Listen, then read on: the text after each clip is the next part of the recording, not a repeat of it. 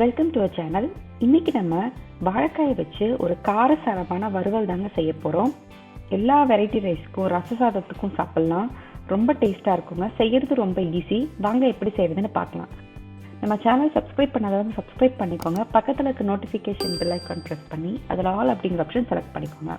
First ஒரு கடாய் வச்சு வாழைக்காயை பொரிக்கிறதுக்கு எண்ணெய் ஊற்றிக்கலாம்.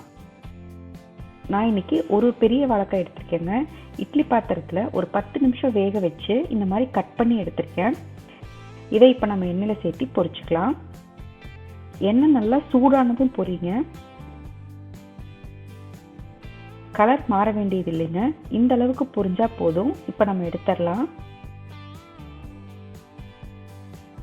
நமக்கு வறுவல் செய்யறதுக்கு இவ்வளோ எண்ணெய் தேவையில்லைங்க. இதுலேருந்து நம்ம பாதி எடுத்துடலாம். இப்போ 1 டீஸ்பூன் கடுகு, 1 டீஸ்பூன் உளுத்தம்பருப்பு, 1/2 டீஸ்பூன் சோம்பு, 2 வரமிளகாய் சேர்த்திக்கலாம். ஒரு 5லேருந்து 6 பல்லு பூண்டு சும்மா தட்டி சேர்த்திக்கோங்க. பூண்டு கொஞ்சம் எண்ணெயில் ரோஸ்ட் ஆகணுங்க. அப்போதான் நல்ல மணமாக இருக்கும். இப்போ 2 பெரிய வெங்காயம் நீட்ட வாக்கில் கட் பண்ணி வச்சுருக்குங்க. இதையும் சேர்த்து வதக்கிக்கலாம். வெங்காயம் நல்லா சிவக்க வறுக்கணும்.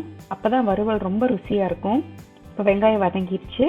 இப்போ நம்ம 1 கப் அளவுக்கு தண்ணி சேர்த்திக்கலாம்.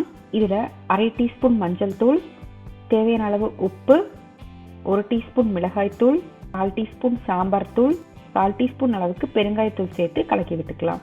இது ஒரு 2லேருந்து 3 நிமிஷம் கொதிக்கட்டும். அப்புறமா நம்ம பொரிச்சு வச்சிருக்க வாழைக்காயை சேர்த்திக்கலாம். வாழைக்காய் ஒரு 2 நிமிஷம் வேகட்டுங்க. எப்பவுமே நம்ம ஒரே மாதிரி உருளைக்கிழங்கு பொரியல் செய்யறதுக்கு பதிலாக இந்த மாதிரி வாழைக்காய் வச்சு செஞ்சு கொடுத்தீங்கன்னா உடம்புக்கு ரொம்ப நல்லது. குழந்தைங்க கண்டுபிடிக்கவே மாட்டாங்க. சாப்பிட்றதுக்கு உருளைக்கிழங்கு மாதிரியே இருக்கும். ரொம்ப டேஸ்டாக இருக்குங்க. இப்போ வாழைக்காய் வெந்துருச்சு. இப்போ நம்ம ஒரு சில வாழைக்காயை உடைச்சி விட்டுக்கலாம். அப்போதான் வறுவல் நல்லா சேர்ந்து வரும். கொஞ்சமாக கொத்தமல்லி தழை சேர்த்து கலக்கி விட்டுக்கலாம். அவ்வளோதாங்க. மிக மிக சுவையான வாழைக்காய் வறுவல் தயார். ரொம்ப நல்லா இருக்குங்க. கண்டிப்பாக இந்த ரெசிபியை செஞ்சு பாருங்கள். செஞ்சு பார்த்துட்டு எப்படி இருந்துச்சுன்னு என் கூட ஷேர் பண்ணுங்கள். நன்றி.